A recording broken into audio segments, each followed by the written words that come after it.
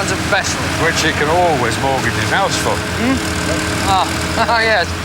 What's at the end of this section here? Worth seeing, huh? It was a small lake. Well, more a large pond, really. And we've been draining it out now for 2 days.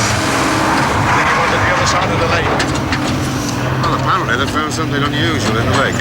We shouldn't be able to see it, just past there. Lord. Old Dakota by the look of it. No, that's a Pembroke.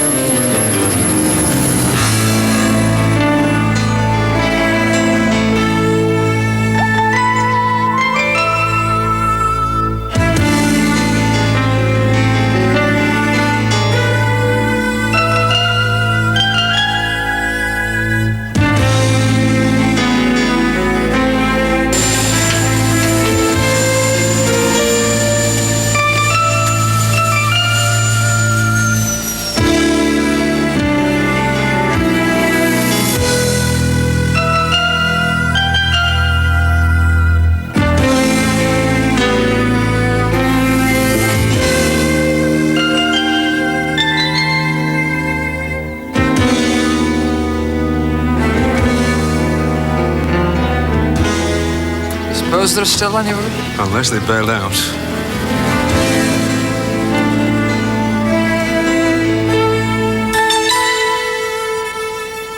There, in the cockpit. At least one of the poor bastards.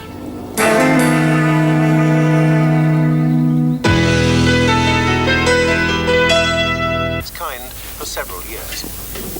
Whilst draining a small lake to make way for the new M62 extension in Lincolnshire, the wreckage of a plane has been discovered.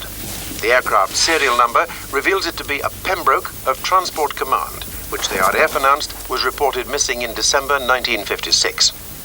Only one body has been recovered, and that is believed to be the pilot, whose name is being withheld pending further formalities by the Ministry of Defence. Okay, Lefty, this is it. It's curtains for you. Don't speak too soon, Blue Eyes. I got 4 gats aimed at your bread basket. 2 on the gas station roof, 3 at the back of Mount Kelly's. Oh, wait a minute, Lefty. Maybe we can make a deal, you know?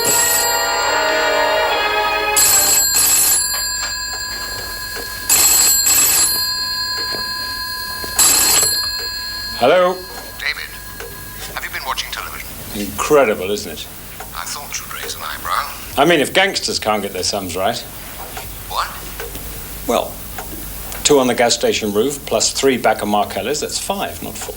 What the hell are you talking about? Television, the gangster film. David, I meant the news. Something about a plane. Don't speak on the telephone. Come to the office. Okay, I'll see you first thing in the morning. Now, David, be there in an hour.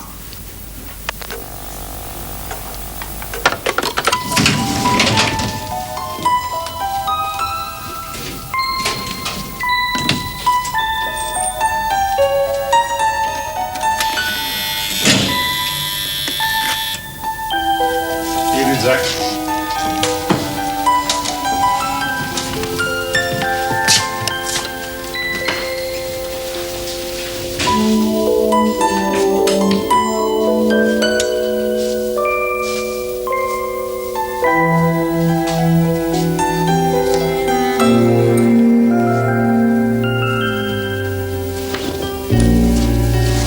Evening, David.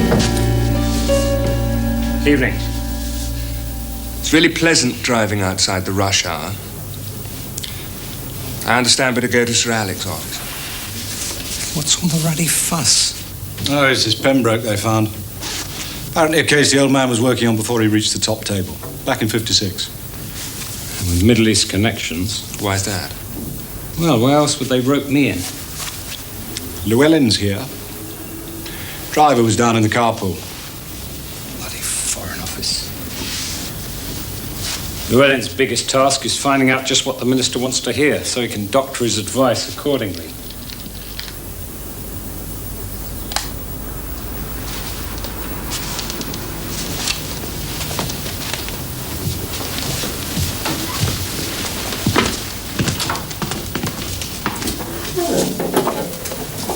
Who else is here? Just us three. Interesting.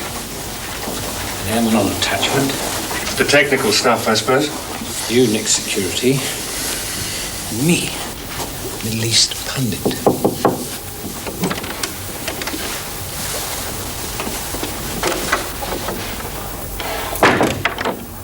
The reason why I phoned you, David, was not actually to do with the Middle East. This battle flag is very pretty. You've got nothing like it at the Foreign Office. Where did you get it? Some grateful Patan has presented it. If it's not to do with the Middle East, would somebody mind telling me precisely why I've been dragged out of my house in the middle of the night? Come, David. It's only 12:10. Right. Coffee, everyone? Hugh, could you pass these around? Certainly. David, now, can you give us a brief resume of the story contained in these files? 4 photographs, 4 men. In 1956, 3 bailed out of the crash Pembroke and lived. Tierney, the navigator, Morrison, the engineer. Men with quite remarkable memory for detail. And Jones, the passenger, with a more average memory. And, of course, the poor chap whose body was found today. The Soviets showed remarkable interest in the crash at the time. 3 people were murdered in the next few months. 2 petty crooks and an officer. All appear to be linked in some way to this case. 3 killings in Amsterdam, Berlin, and Norwich, where a jeweler was tortured and killed by an ex-POW who turned out to be working for the KGB. The police passed the case on to intelligence, and the British counter-investigation was led by me. Eventually, it petered out. Remains one of the 1,000 mysteries in our archives. Questions so far? With all due respect, Alec, what has such ancient history got to do with present government policy? And what on earth does it have to do with me? The KGB was after the crashed plane, something it was carrying. That much is surely clear. Routine flight RAF Gutterstone to Berlin, on from Berlin to the UK. That's routine stuff. Until 2200 hours, when he radioed from over the Belgian coast that he developed engine trouble. I'm not really interested in why the plane crashed.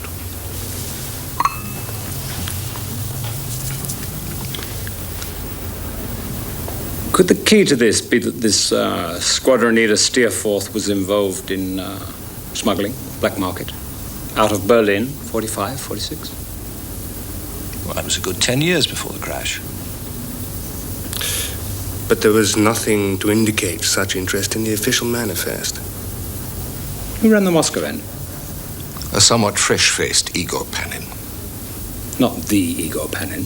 Your alter ego. Your unseen sparring partner these last 7 years.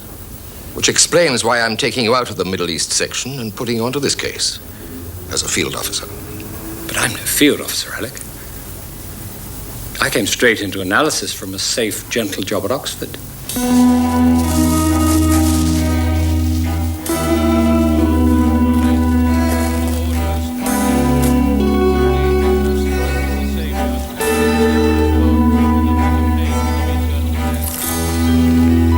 The fact is, David, some of your recent work has been a virtual parroting of Israeli foreign policy. We think you need a break. A sabbatical. I'm being shunted out. Time to broaden your horizon, if you're going to be any further use to the firm. In the midst of life we are in death. Of whom may we seek for succor but of thee, O Lord, who for our sins art justly displeased? Yet, O Lord God most holy, O Lord most mighty, O holy and most merciful Saviour, we therefore commit his body to the ground, earth to earth, ashes to ashes, dust to dust, in sure and certain hope of the resurrection to eternal life through our Lord Jesus Christ. Good afternoon, Mrs. Jones. My name's David Audley. I'm from the Ministry of Defence. You've come to give your condolences, have you? Yes, that's right, Mr. It was good of you to come. Of course, it all happened so long ago. Why, Gilbert and I have been married for over 20 years. Those 2 young men there are our sons. And you must be Faith, John Steerforth's daughter. You knew him, did you? No. I read up his war record. Quite a pilot. Arnhem, DSO, Special Operations, DFC, plus quite a go from the Belgians. And then the Berlin airlift. Fine man. They were all fine men. This business brings it all back. How different life was in those days. Quality of life. Lee's father died for something he believed in. Yes. Yes, I think you can be sure of that. You didn't fool me for a moment, Mr. Orderly, if that's your real name. My dear chap, I wasn't trying to fool anybody. MI5 or whatever. Don't you fellas ever let up? Isn't there a statute of limitations or something? Why don't I buy you a drink, Mr. Jones?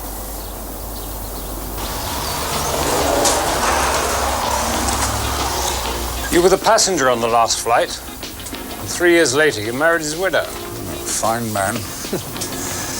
He may have been a good enough pilot, but he was also a damn selfish bastard. You didn't say that 27 years ago. We were in the same squadron. You didn't rat on your mates. At least not in our lot, you didn't. So why say it now? Well, I wasn't married to his widow 27 years ago. Let's come to think of it, I hadn't even met Margot then. When I fell in love with the lass. Well, I learnt about Johnny, I'm sad to say. Did you?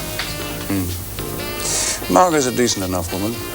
Steerforth got her pregnant and then lost interest in her when she got big. Played around, you know. I know.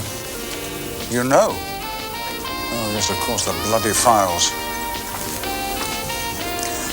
I'm surprised they hadn't been chucked out in the weeding process. So was I, actually. Oh. So you haven't been dogging this thing personally since 1956? Hardly. I was at Oxford at the time. What are you, some sort of military intelligence? I think so. This is my first day in a new job. I'll tell you something else I didn't mention 27 years ago. What's that? I didn't believe he was dead. Neither did Tierney nor Morrison. Really? Why not? No, it was too damn convenient. As you know, he'd been up to his old tricks. Oh, come now, Mr. Audley, don't look so coy. You must know. Yes, I thought you meant Saddam. On the last flight? Ah, yes, the last flight they were onto something really big. I wasn't in the crew, so I wasn't in on it. But believe me, they were very excited. They were like schoolboys with a copy of Health and Efficiency. Phil, how did it go? No suspicious characters turned up, apart from Dr. Audley and myself. How did he get on? Last I saw, he was driving off with Jones. Good. Foot in the door, at least. Now, Hugh, don't misunderstand me. This is business. And not all our business is good, clean fun. I have been here a year and a half, sir. We want you to keep a close eye on David, on Dr. Audley. He's been moved sideways from a good job, and if I know him under that academic exterior, he'll be fuming. David always insisted that the Middle East desk couldn't run without him. And others would agree. But his intelligence analysis didn't suit the Arabists in FCO, particularly Llewellyn. Now, don't be bloody impertinent, laddie. I'll have you back with the crabs, painting the runways at Brasenose. With all due respect, sir, I'll be very happy to get back to my proper profession. Well, you work for me at this precise moment, and this is your brief. Monitor David Audley while formally attached to this case as his 2IC, and report back in writing twice weekly to me. Under protest. Christ almighty, Russ. What a bloody trade union meeting. And in reply to your next question, it's none of your business whether or not a copy of your report will go to the Foreign and Commonwealth Office. Actually, my next question was going to be, do we have a code name allocated to this inquiry? Yes, Lucretia. Lucretia? Yes, I'm afraid so. Operation Lucretia. Good God. So then what did he say? Jones. Oh, he recounted how these Russians had hung around pretending to be Hungarian refugees. Air Force. Their story was that they'd had a contract with Steerforth to smuggle some kit into the country, and where was the trunk? Had there been a trunk? Jones didn't know. He never saw the cargo hold. However, he introduced them to a crowd of real Hungarian freedom fighters. And? I gather that the Magyars weren't 100% pro-Russian. And that was the end of it? Oh, here's how Jones described one of them. About 5'10", brown hair, brushed straight back, piercing eyes, a very determined-looking bastard. Igor Panin?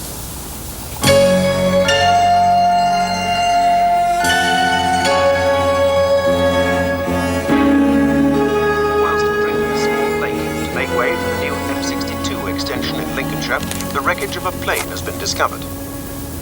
The aircraft serial number reveals it to be a Pembroke of Transport Command, which the RAF announced was reported missing in December 1956. Only one body has been recovered, and that's believed to be the pilot. Welcome back, Mr. Steerforth.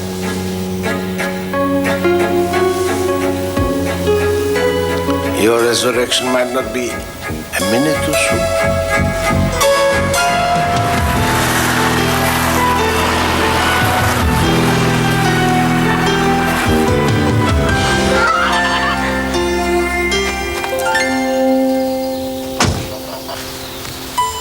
Good Lord. I'm sorry. Look, I know this is a bit of an intrusion. No, not at all. Would you like a drink? Thank you.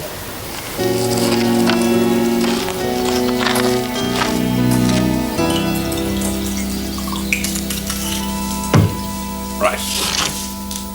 Here's the Temperance. I'm sorry, I shouldn't have come. I'm glad you did. You know, you really do resemble your father. You've got lovely taste for a policeman. Why did you come?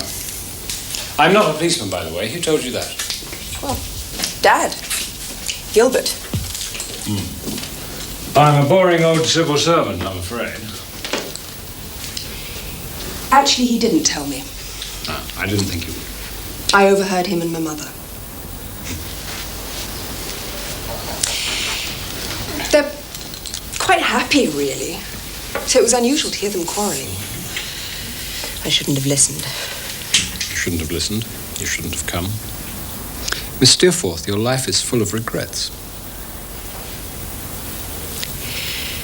You see, my real father, John Steerforth, he's always been sort of... Hero. Yes. I was actually almost bored by people like you saying how fine and brave he was. But secretly, I was very proud. I even bought a book all about the planes he flew. Dakotas, Lysander, Pembrokes. He was a very courageous man. Fine pilot. Well, today I heard my stepfather saying he was a thief. A cheap little crook. Nicking stuff out of Berlin and hawking it on the black market. Now my parents are fighting with each other. Frightened, in case these weird people start coming around again. What weird people? Apparently, when I was a kid, these foreigners used to make a bit of a nuisance of themselves, I heard Mum saying. Saying what? She said it's all starting all over again. So Daddy wrote down your address and phone number and said she should get in touch with you if anything happened. That was sensible. And you, Mr. Civil Servant, do you reckon it's all starting up again? Whatever it is. Yes. I see. Would you like to help? Of course. What can I do? Well, you set the table and I'll put on the stew.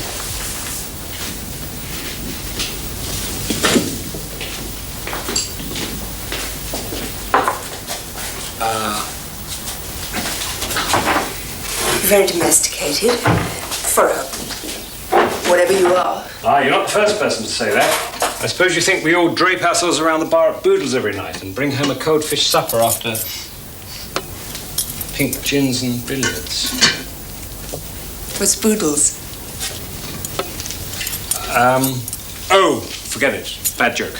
And truer than you'd imagine.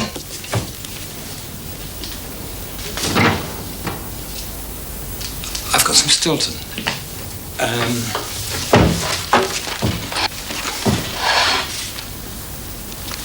Be lovely.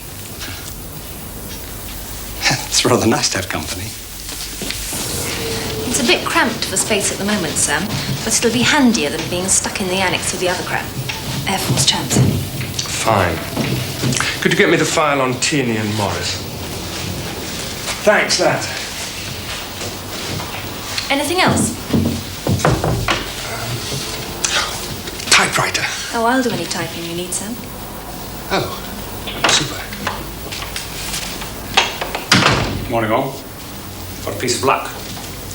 Managed to persuade daughter of JS to stay the night. I'll just get those files.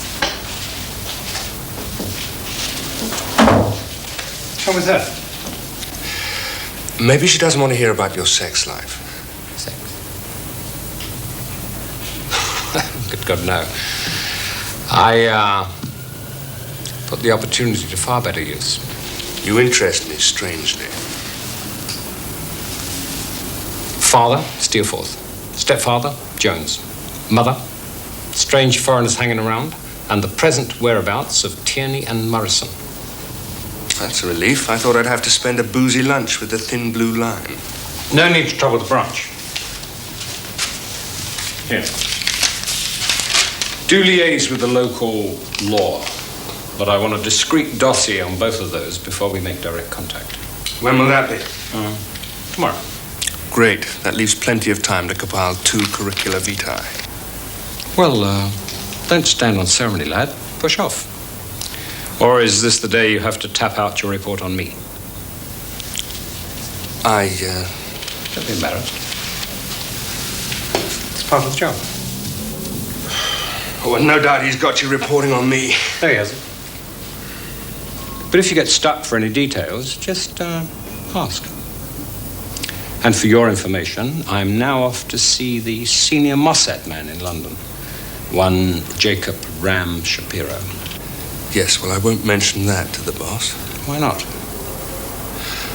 I seem to recall hearing you being warned off your Israeli chums a few nights ago. Parroting Israeli foreign policy was the way it was delicately put. You tell him everything, young fella. Otherwise, you'll wind up grey and wizened and haggard, like me.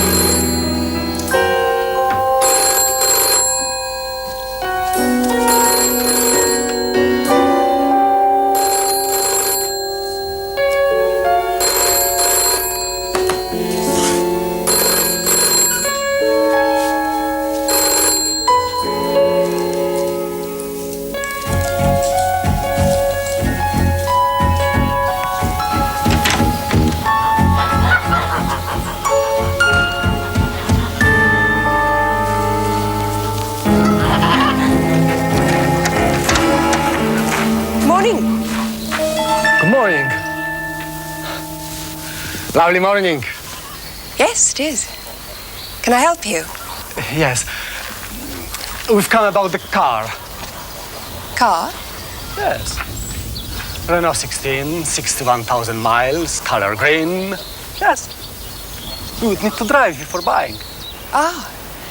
Well, Mr. Audley isn't here. He's gone to London. He's not here. Afraid not.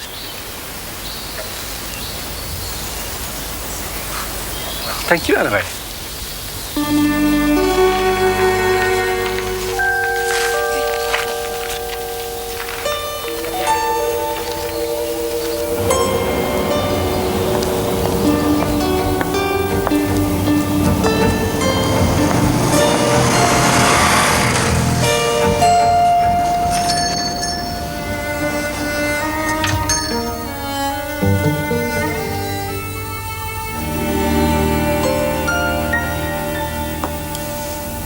Hello, David.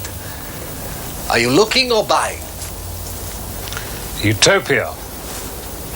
What price? Good question. How's tricks? So-so. Something you could do for me. What's that? It's my daughter's 14th birthday, a week Monday. Natalie. I just... Look, I love her. It's just I don't know what the hell to give her. I hardly ever get to see them, you know. It's a problem. When Laura left me, we hadn't got round to kids. Maybe that was the problem. Brace. Christ, Jake, I don't know. The apartment of our Air Force attaché was burgled last Thursday. He had foolishly left some classified papers in his briefcase. So, copies are now circulating all over MOD, right? Are you asking me or telling me, Jake? Would you tell me if I asked you? Would you trust me if I told you? Son of a bitch. I guess I would. The results would certainly have been circulated to the Middle East desk. And you no longer work there. News travels fast. So, you would guess? I would guess the British service had nothing to do with it. Yeah. So what can I do for you? It concerns Igor Panin, a crashed Pembroke. Panin? Berlin, 1956. There you have me. David, you're a couple of years older than me. All that Suez Cold War time is a closed book to me, I'm afraid. Apart from lectures at Staff College. Why don't you ask Theo? Theodor Friesler. Never heard of him. Oh, he's one of our great Nazi hunters. Some say the thinking man Simon Wiesenthal. Try this. It's an Amontillado with just a hint of drought-wrecked Spanish hillsides. Thanks. So, Panin, Berlin. What else? According to our files, we picked up a Russian agent following the murder of a Norwich jeweler who used to buy certain items from the pilot of the Pembroke, but that was years ago. Well, this pilot was in the jewel trade?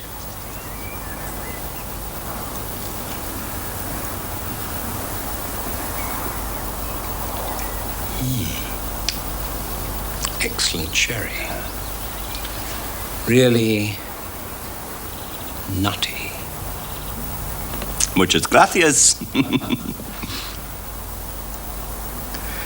So, the Russian agent had connected the jeweler to a slow-burning gas cooker, which he seemed to imagine would help further his inquiries. And what did this Russian want? He was too frightened of his masters to say. But he did mention some boxes and some Nazi outfit in Berlin. Forschungsamt 4BW9.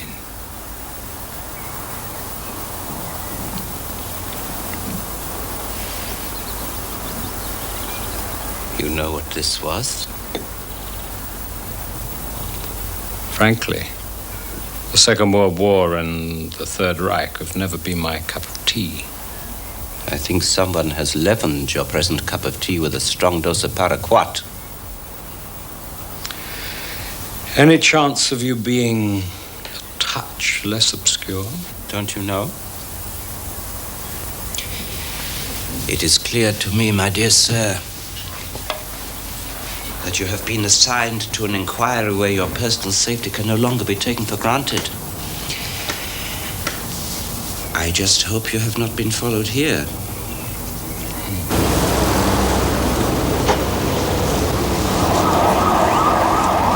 And a briefing for the PM and the Australian High Commissioner on the same subject. Capital. How's the Pembroke inquiry coming on? Well, it's in David Audley's hands. He's not really au fait with the routine for a field investigation. Is he completely on his own, or do you have someone senior keeping the watching brief? First-class question, dear boy. Tell me, is his absence from the Middle East desk arousing much comment in King Charles Street? Nothing more than a few sighs of relief. Still, I've been reading his analysis. Not perhaps towing the line, but well-informed and always honest, I thought. Perhaps dear old David is a touch too honest, Alec. I mean, one would hate to use the term naive. Incidentally, the word is he's still hand in glove with the Red Sea pedestrians. Yes. How's Alexandra these days? Oh, very chipper. She took a bit of a tumble at the Coxcomb Point to Point last Saturday. Broke her damned elbow, poor dear. Yes. Now, it's nothing personal between you and David Audley, is it? My dear Alec, whatever gave you that idea?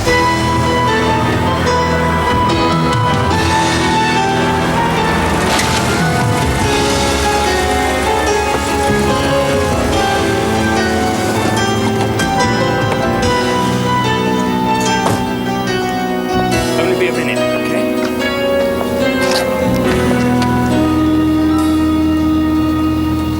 Dr. Audley isn't here just now. Steerforth. All right, Miss Steerforth, I'll tell him. Thank you. Bye. Grace, the squadron leader, has he left an envelope for the boss? No. Did Dr. Audley mention he was selling his car? No. Won't get much for it. It's hardly worth 3 foreigners trekking out to his farmhouse, is it? That old banger? I'll say not. Why? Pembroke, you're in dead luck, old boy. I've just got the latest jet fixed range. Perfect, in every detail.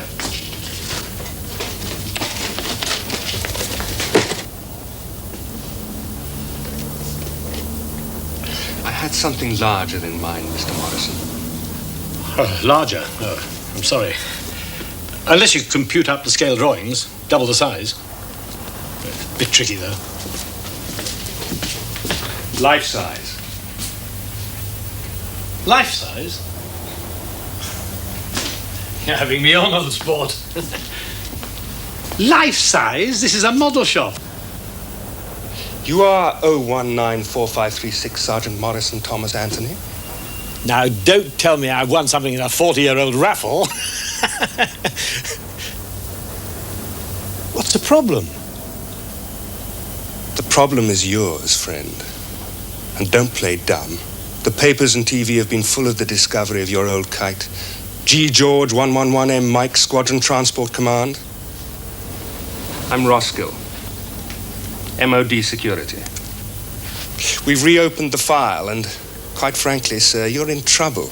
The pack of lies you've been caught up in. Lies? I haven't... So let's have the truth now, shall we? It's a pity to go to prison for something that happened nearly 30 years ago, isn't it? Now, look. I didn't mention the boxes at the formal inquiry because we all thought Johnny Steerforth had faked his death and scarpered with, with a big one. And you hoped by keeping quiet, dear old Steerforth would turn up one day with a fistful of Reddings? Well, more or less. What was in the boxes? Only Johnny knew. And Bert, Pilot Officer Tierney. I was just a lookout. Jake, shalom. Theo, how's tricks? He's asking about Forschungsamt 4B. How much does he know? He gives the impression he knows nothing. It's not an impression to be relied upon. Did he give any hint what Panin is after? I will keep in touch.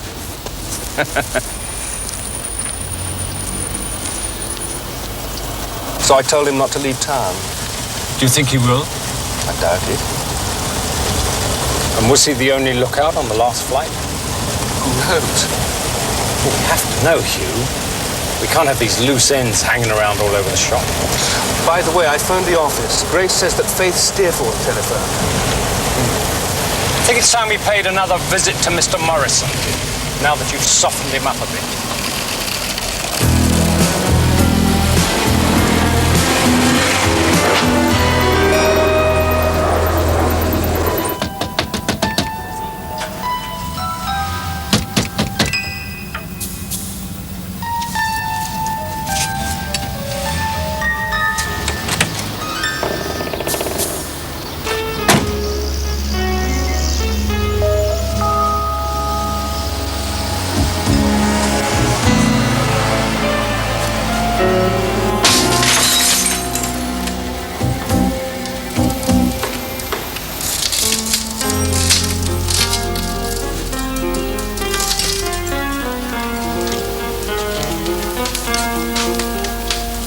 You know, sir, that was a felony. Yes, well, you can stop being so damn courteous and call me David. Right, sir.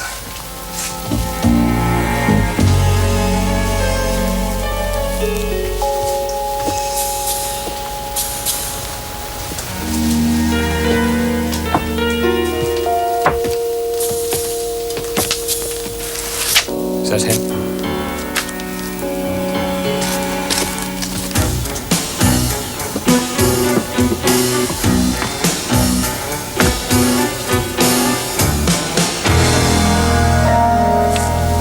Wassad's dead, sir.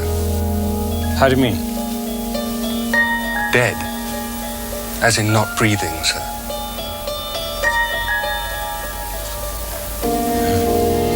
Local SB's been very good. You and Hugh don't exist as far as the police are concerned.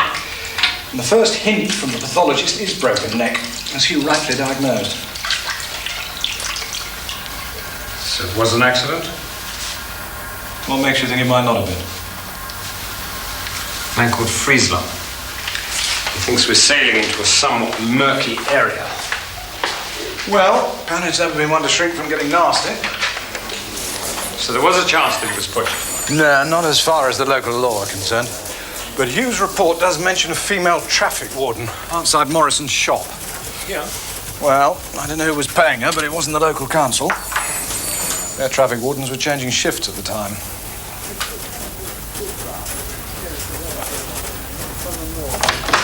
Grace, get me Miss Steerforth on the line.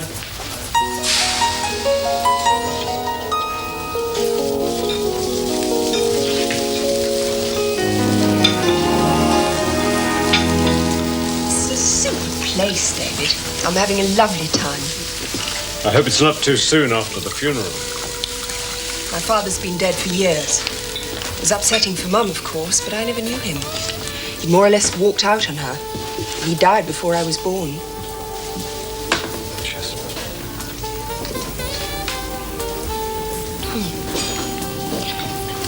Coincidence, her marrying someone from the same squadron? Not really. Mum was a long way from home. The squadron was her closest family in a way. Tell me about the chaps that wanted to buy my car. Just 3 blokes, really. Foreign. Hardly a word of English between them. What exactly do you do at the Ministry of Defence, David? What sort of ages? I don't know. Just 3 blokes, really. Middling. You know, that kitchen of yours, it's really evocative. It's like those ads on the telly for home-baked bread. Height, Faith. I really do need a better description of them. Tell me something. If I can. Did you ask me out tonight for business or personal reasons? Ah, that's what's troubling you. Well, you can put your mind at rest. I certainly don't know you well enough to presume to ask you for a date. So it's professional? Of course. And the meal and the pleasant surroundings make it less formal, is that it?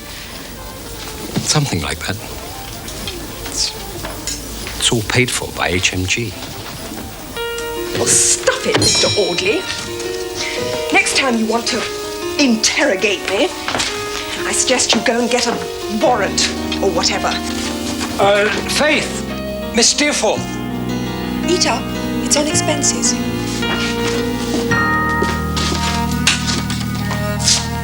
Tu vas bien, monsieur? Oh, capital. Mille grazie.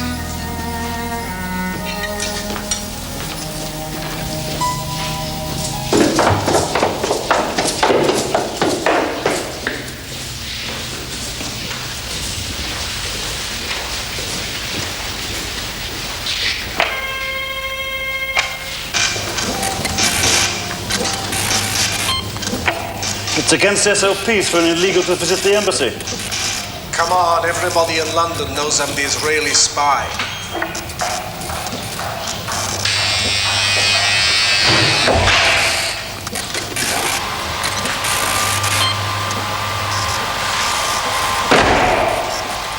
I gave you a shopping list already. What have we got? For you, Jake, we have been slaving night and day. Meetings with the British, US embassy briefings, monitoring the PLO. They'll take a back seat for our chief undercover man. What was all that about your daughter's birthday? Cut the crap and deal. Right. You asked for an update on David Audley. A Soviet embassy spook called Guriev. Pyotr Alexandrovich has been sniffing around Audley's house and generally keeping tabs. What's the radio traffic like? Soviet embassy to Moscow. 2 separate increases. Unexplained from the Soviet embassy proper and from the Aeroflot manager's house in Highgate. So, this Pembroke must have been carrying quite a large cargo. It's a stupid question. But what was in its hold when they found it in the lake? Nothing. Apart from legitimate cargo, the cupboard was bare. So Steerforth must have gotten rid of whatever it was he was carrying. Between telling the crew and passengers to bail out and crashing. And crashing into the lake. And who, apart from Igor Panin, knows what Steerforth nicked from Berlin? Who indeed? Not you by any chance. Scout's honor.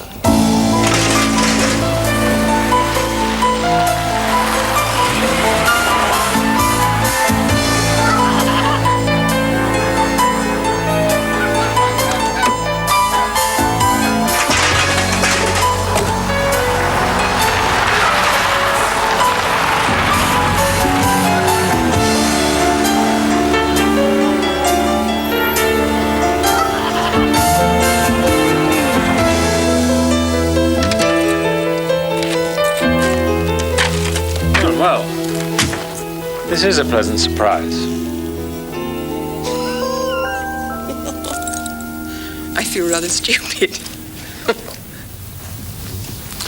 Come inside. You must be hungry. All right. No need to rub it in. What is it? Well, I take it this is a social call. Came to apologize. Suppose that's social. Good. It's just that I've been so wrapped up in work, I hadn't really looked on you as a... Bit of crumpet. Don't get waspish again.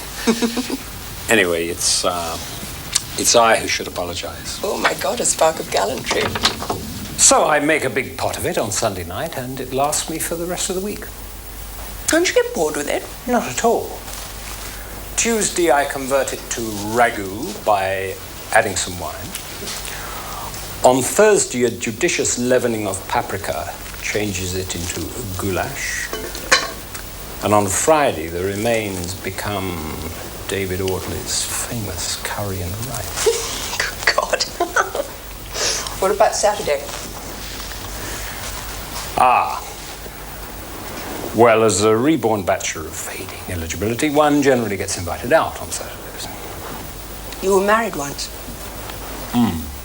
8 years. How about you? Couple of steady boyfriends? Once got serious. What happened after 8 years? Or would you rather not say? Divorce. Civilized? Divorce is never civilized.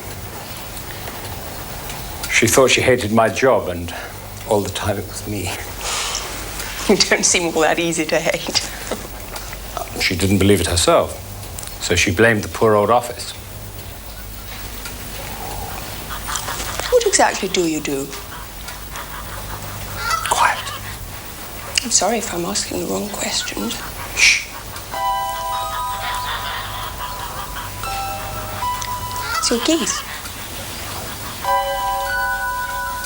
Yes. Do you know why I got them? No. Eggs? David? Something wrong? A certain Roman general kept geese outside his camp. They Their cackling warned his sleeping army if the enemy attempted a sneak attack. Do you think? Well, they don't cackle if anyone comes up the front path, Faith. They're used to that.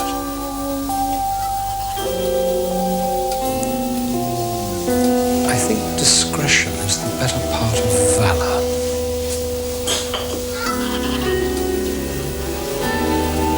Come with me.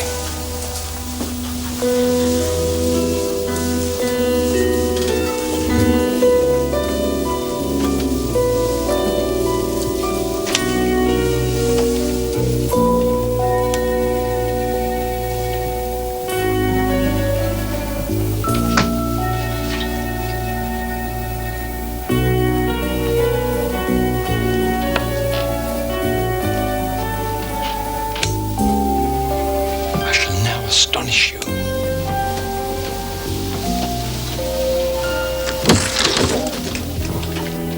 A priest's hole. Not to put too fine a point on it.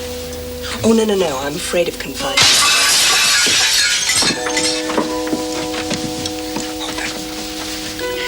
What now? I think they'll probably search the house. Who? Let's find out after they've gone.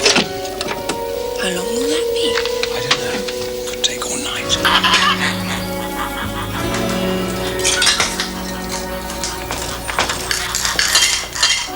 They won't find us here. Cromwell's men couldn't enough. A few old Russians certainly won't. Russians? David, what exactly is going on? Shh. Plenty of time for that in the morning. Morning?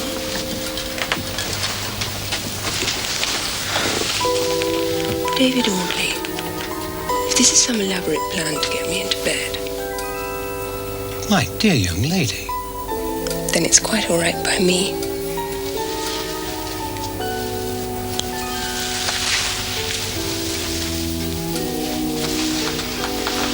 Unzip me, will you? Good Lord. You're not one of these queer intelligence men we've been reading so much about, are you? Don't you believe it? It's the other crowd.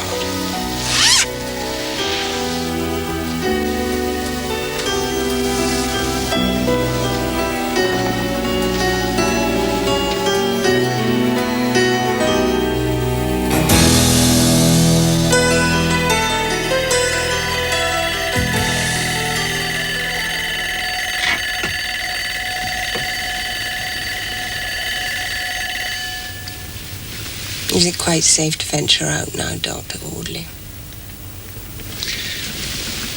What time do you have to be at work?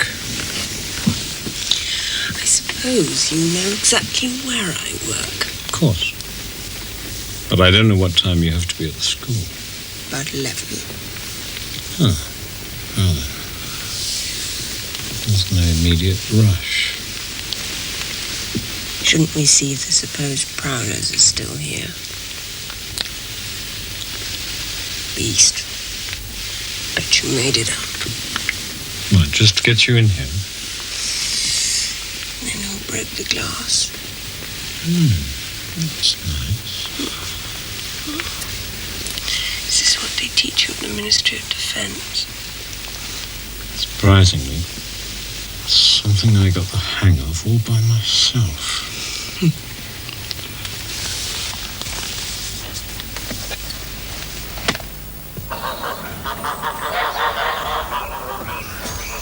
I really don't see why I can't have a bath. Because I don't want you blown to bits. Really, David? Look, we were broken into last night. You heard them, I heard them. The geese heard them. And this morning, there's not even a broken pane of glass. So nobody broke in? They did. Old Uncle David's traps work with the most careful prowlers. This house has been well turned over, dear girl, by experts. God, what a horrible feeling. Now, I've found a passage to the front door without making any bangs. So follow me, and we'll phone the office from a local call box. Do you mean they've booby-trapped the place? Well, either that or we're wired for sound.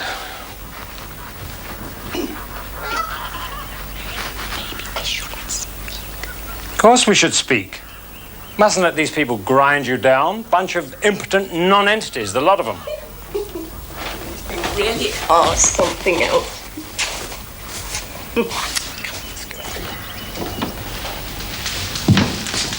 Colin, got a job for you.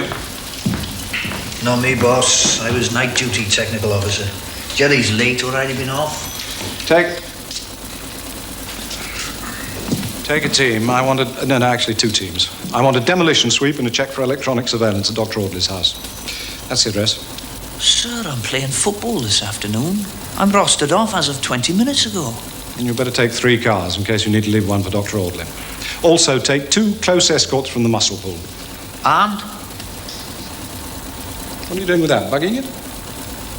No, sir. It's for, we salvaged it from that embassy fire. Well, get it licensed.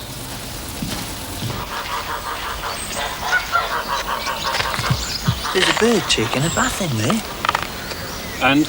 Well, she said all clear, is it? And I said, well, the place isn't going to blow up as far as I can see. So in she goes, taps on, gear off, bubbles. I didn't know you used bubbles, sir. I also have a clockwork duck. I take it we're clear for bangs. Yeah, as far as I can see. The debuggers aren't through yet. Aha! Gotcha. Wired for sound? Not exactly. Bleepers. So that they can follow your car, sir. I do know what a bleeper is, Jenkins. The first one, the Ovis McGuffin, is intended to be found, correct? Right. And this boat is intended not to be found. And the boat is also a bleeper. Yeah.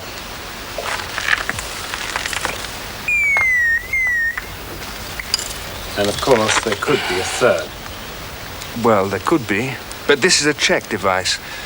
They supply them for every known make of vehicle. Also packed funny people use them. Jenkins?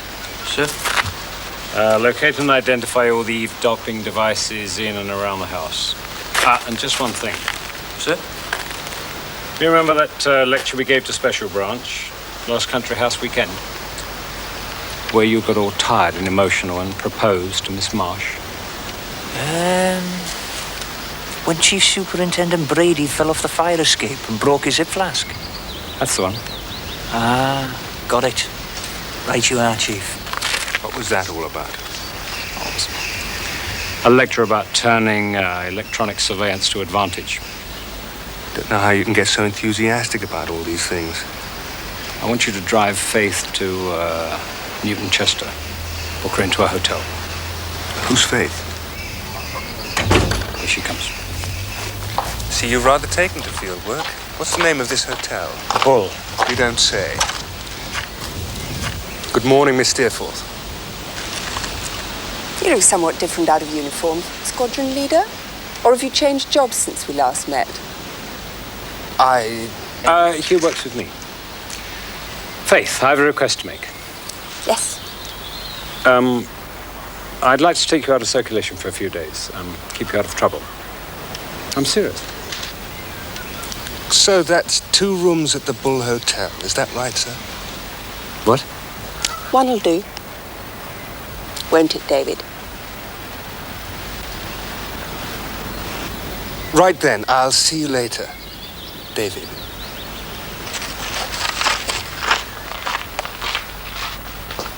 Oh, word's all over town. The Israelis are tapping Audley's every move, sir. But our friends from the Moscow Ring Road worry me.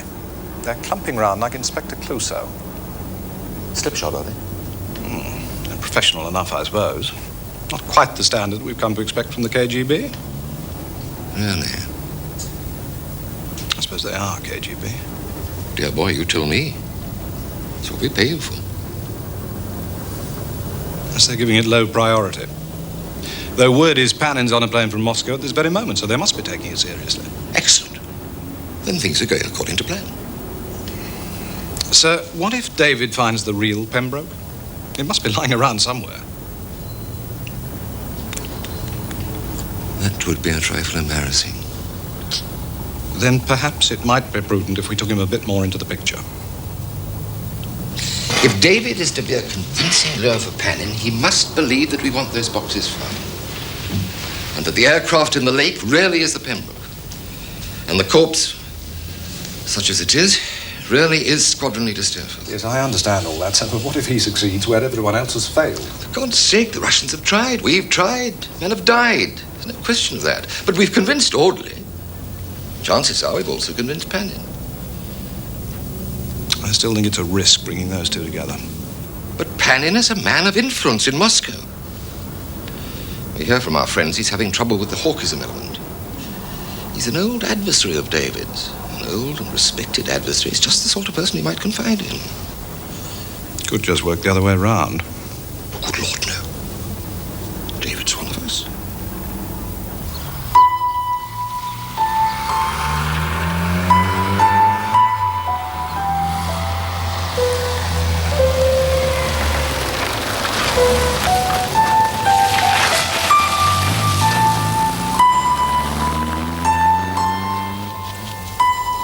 All these years. Strange to be here. I mean, this was the aerodrome. Part of my childhood mythology.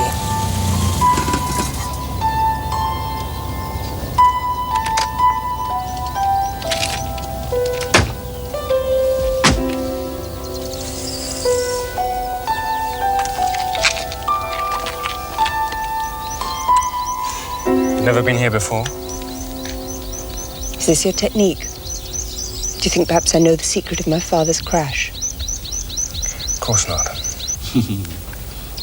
So, Dr. Audley. Or is it Colonel? Just Doctor. What do you do, apart from being a spy? All sorts of useless things.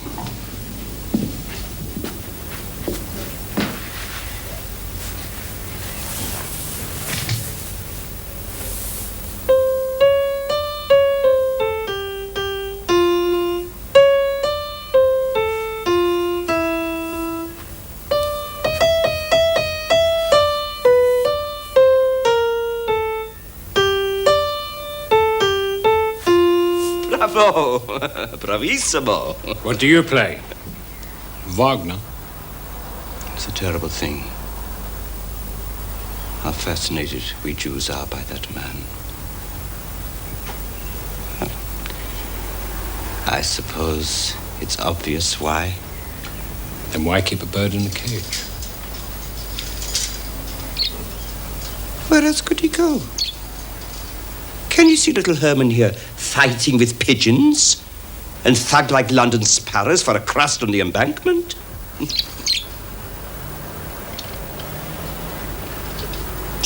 How close do you believe we are to another war? Another big one? Closer than anyone will ever admit. Why? Well,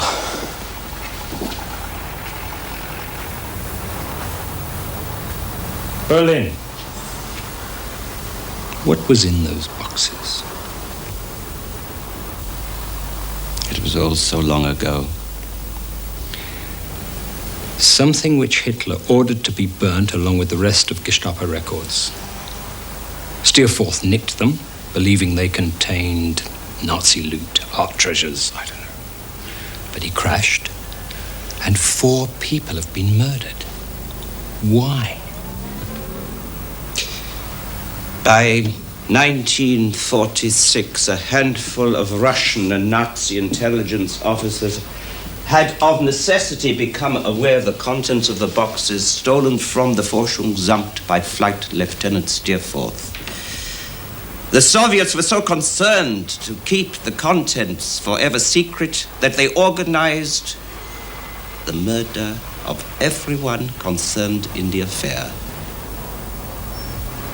The operation was run by Igor Panin, but one intelligence officer survived. I take it I'm talking to him. I am the only man alive, Doctor, outside the Soviet machine who knows what was in those boxes. No one else. Not even the Israelis. Will you tell me?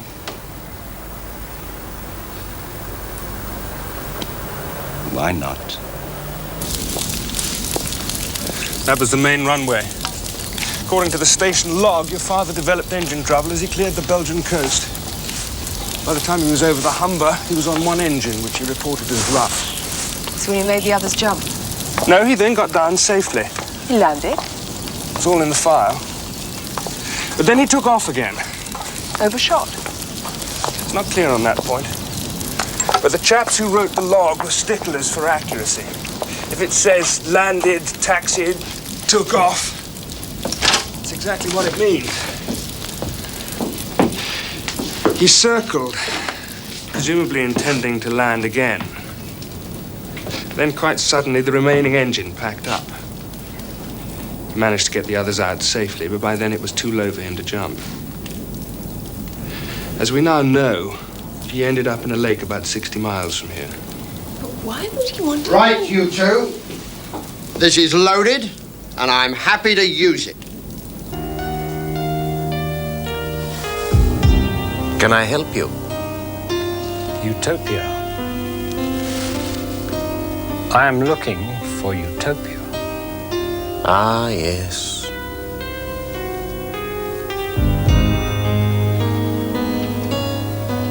Sorry to give you a start, but there been some right queer folk hanging about these parts.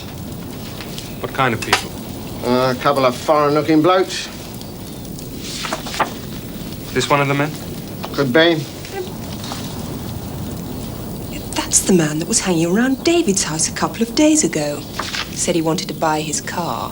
Ministry of Defence, you say? Well, I'm still not selling. What? These blokes. They said they heard the old airfield was up for sale. Well, it's not. I got an application for planning permission in.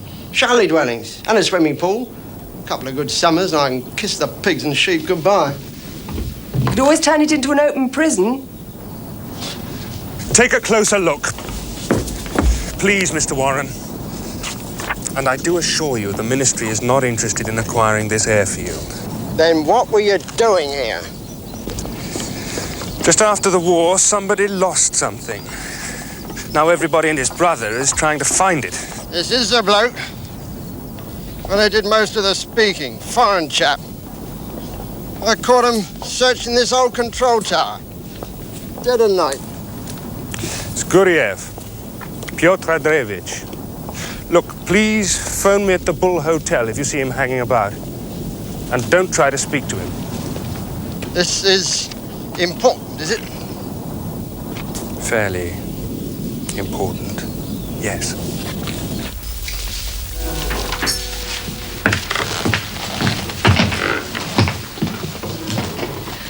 I hope you and Mr. Smith have a right enjoyable stay, miss. Thank you. Thank you, sir. You'll be Mr. Smith, then. Thompson. Thompson. Room 26. Single. Right bloody rum place this is turning into. Hey, do you think he'll like this? Hugh, what exactly does David do at the Ministry of Defence? He's just a civil servant, really. Like you. Pretty boring, really. I've seen quite a bit of Friesler. Fund of knowledge, old Theo. Yeah, nice fella. Jake, what do you think's in those boxes? Surely Friesler told you. He told me the Tsar's crown jewels. I can't help you.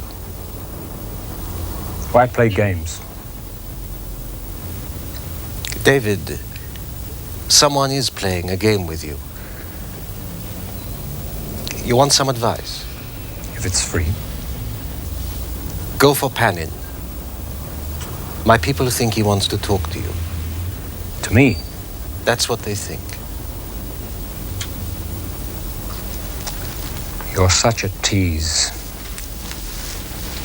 Soll sein mit Glück.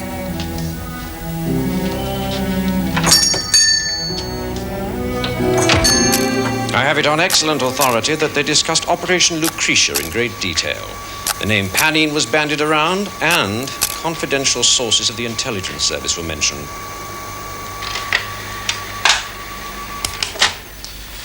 really is a most serious breach. Yes, I see. Well, thank you for bringing this to our attention, Mr. Llewellyn. This is not to be taken lightly. Dr. Audley has acted in complete disobedience to an order to keep clear of the Mossad, with whom he became a mite too pally while he worked on my desk. The point is noted, sir. I shall be making a formal request to your DG to have Audley booted out of the service. I take it you are joking. Sir, I really can't permit you to rifle Audley's desk. At least I've done you the courtesy of warning you of my intentions, so that your own report and advice can sit comfortably alongside that from my own desk at FCO.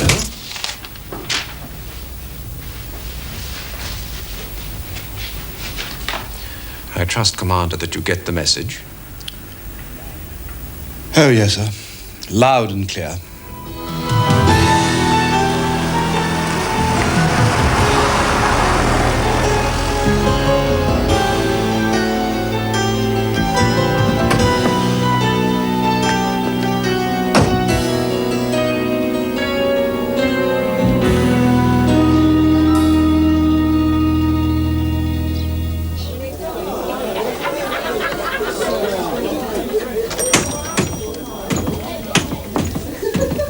Large Scotch, right, sir?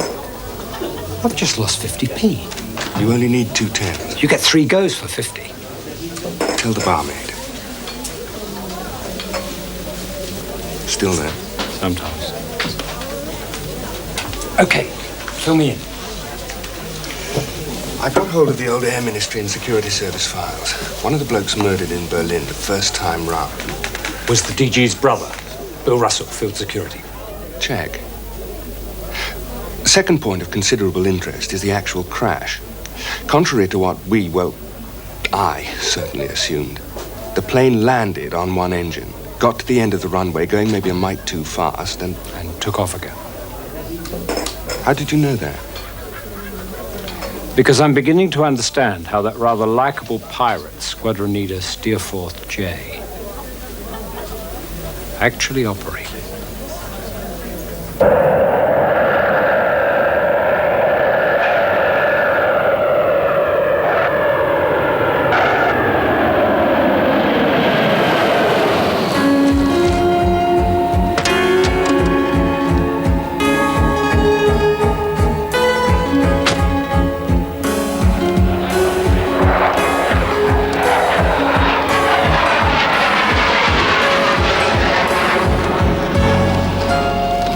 Здравствуйте, товарищ Пак.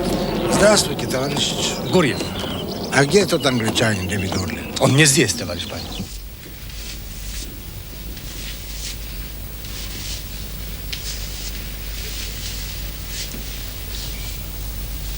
Will you be cross if I ask you something? What's that, young lady? You're not still furthering your inquiries, are you? Of course. I mean here, in this room. Well, you don't think I do this sort of thing for fun, do you?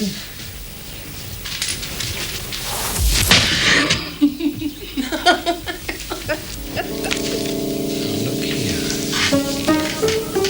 Very special things I do.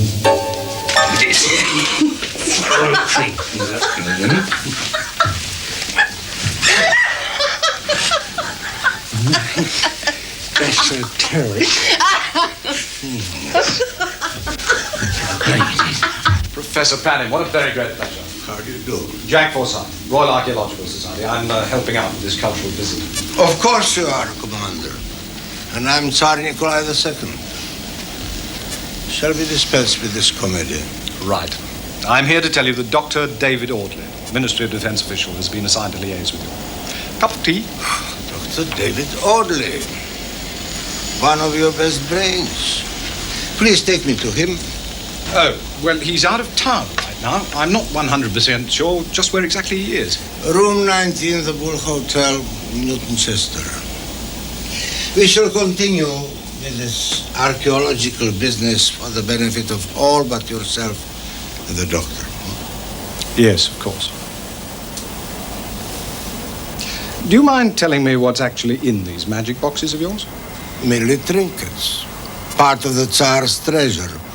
Of some value to my government. It must be, Professor. considering 5 people have died over it. Quite. And if we don't reach Dr. Audley very soon, the death toll might be incalculable. The lower part of the aircraft fuselage would have been out of sight at the control tower. This building here, we're at Barricade, so that would have been in a way. Good, I think we're getting there. Tell me, you lived here during the war. As a boy, your father farmed here. How do you know that? I noticed a sort of earthworks or something here. What was that, gun emplacement? Down the far end? Let me see. Well, it was Ack guns, of course, but they were on concrete platforms with sandbags.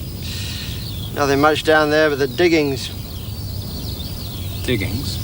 Oh, local archaeology club had a dig going there before the war. With my father's permission. He was a JP, civic-minded. But that stopped when they built the airfield. Oh, no. Most RAF station commanders encouraged it. Quite a few of the Brill Cream boys joined in, actually. A break from all that flying and admin and singing We'll Meet Again and Roll Me Over round the piano. Mr. Warren, you're a genius. There's one about a Foreign Legion officer and a camel. Very new. I mean, the Foreign Legion officer's very new. Just in time. Professor, Dr. Audley. Hello. How do you do?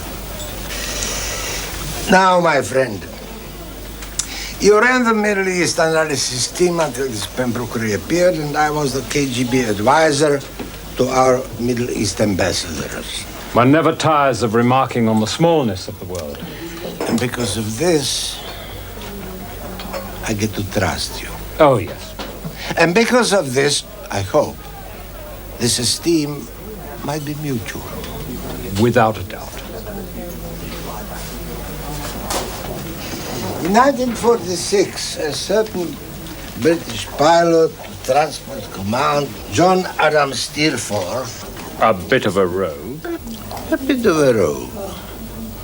He relieved the Forschungsamt 4BB9 department of the Gestapo Berlin Command of a number of boxes. Almost immediately, NKVD, the grandfather of KGB, started looking for those boxes. I gather they looked rather hard.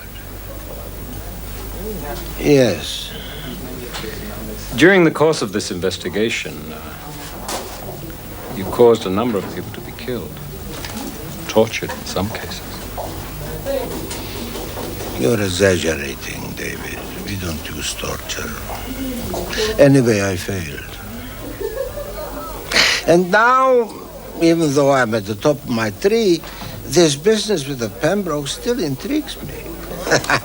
It will be wonderful to return to Moscow with our lost treasure. I'm not sure we're not on a fool's errand. No, why is that? I don't think the aircraft is genuine. Why then? Who knows? Perhaps somebody just wanted to rake this whole thing up. Why? I'm a mere appendage of the machine, Professor. Anyway, the joke is the aircraft was unimportant, real or decoy. Because I think I've tracked down these elusive boxes. What did you say was in them? Treasure.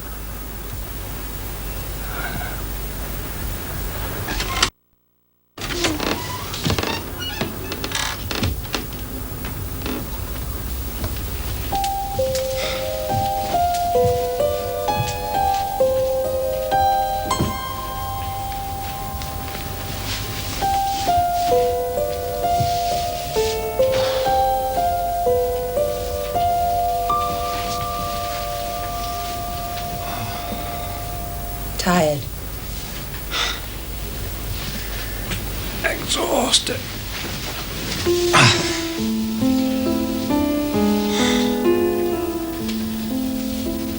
You okay? Feeling a bit neglected. And confused? What do you mean? Well, you're not sure if I brought you here for your own safety or just for a good time. civil servants' comforts. Will.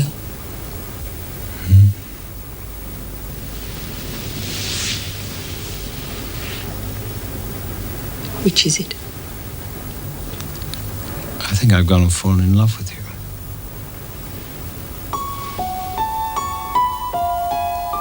I know.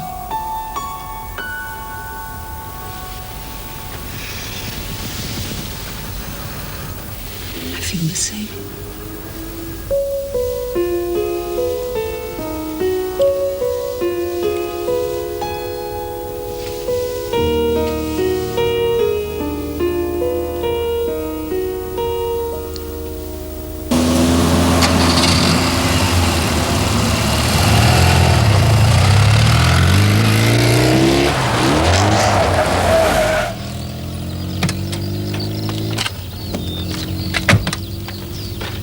Morning, Professor.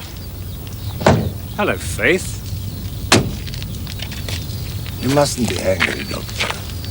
When I saw Miss Steerforth looking so alone in the hotel dining room, I brought her along. It seems a pity to keep two people emotionally involved apart. Fine. I've obtained a plan of some archaeological diggings that went on here until after the war. They finished just about here. Somewhere where something could be dropped from an aircraft without being observed. If they were quick. If they were very quick. And this is what happened with the Pembroke. Well, that's what we're about to find out. Well, I'm glad that my archaeological cover has not been entirely wasted. Comrade Guriev. Da.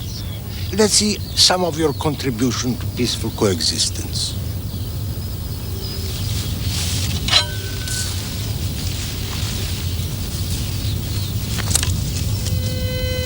Got something, boss? Good man. My government's instructions are to allow you to witness this find. The boxes will then be taken unopened to London and held at a secure place in the Department of the Environment until a formal request can be made by the Soviet government. Then the boxes will be opened in the joint presence of the Soviet and UK officials and itemized. In the event the Soviet ownership is proved or obvious, the contents will be returned forthwith. Well, that's all proper and according to protocol. Should the boxes turn out to contain the Tsar's treasure, my government would be most grateful if they would be exhibited at the British Museum prior to shipping back to the USSR. One day I will play chess with you. Yes. Well, let's just see how this game turns out, shall we? Sir, we found something.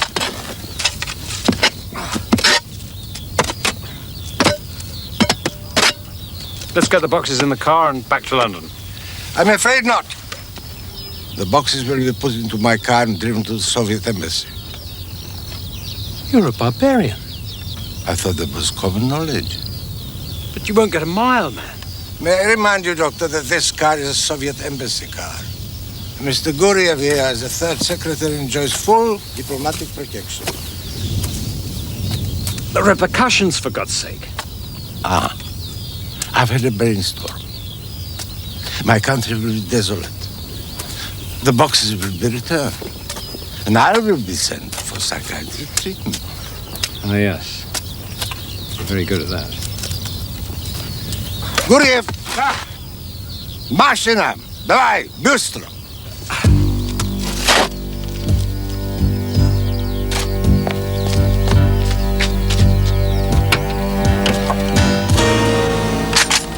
Товарищ Панин! Да? Руки вверх, пожалуйста! Если вы хотите, это ваша жизнь. You! Break open the locks! What will we find in there? You will find files, documents. You will burn them with gasoline from the sky.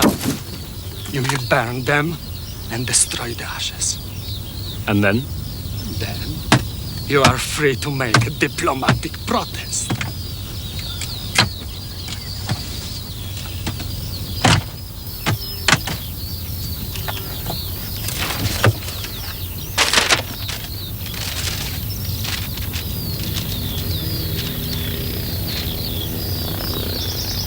It would seem, Igor, the boot is on the other foot.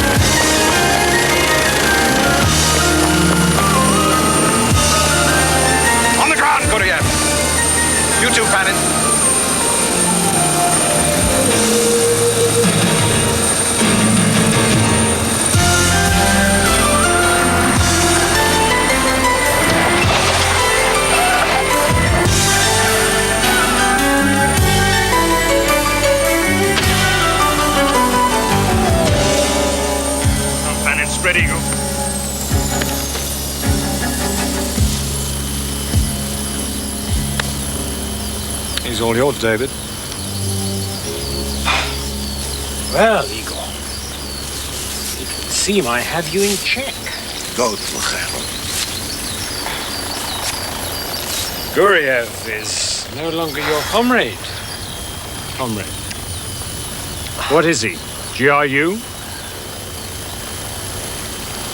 Well, I'll tell you what we propose to do. We'll send Guriev back to your embassy about 3 hours before we release you, which should give him just enough time to discredit your good self and therefore your supporters in the KGB and the Kremlin. What do you want? Why don't you tell me what's in the boxes? Highly secret communications between the Nazi High Command and Red Army Chiefs of Staff to overthrow Stalin and Politburo, and to work with Hitler for a Nazi-Russian-Japanese axis, which would, of course, have meant the defeat of the West. And been the death of the Soviet Union. A betrayal of everything your country has suffered since the revolution. Precisely. Is it all there? Positive. And how will this help you control the Red Army? Simple blackmail. Right. Nick, you hold Guriev for 24 hours. Hugh? Sir. Get into your chums at MOD and arrange for the professor and the boxes to be flown to Moscow this afternoon. I'll make sure he and the boxes reach RAF Northolt safely.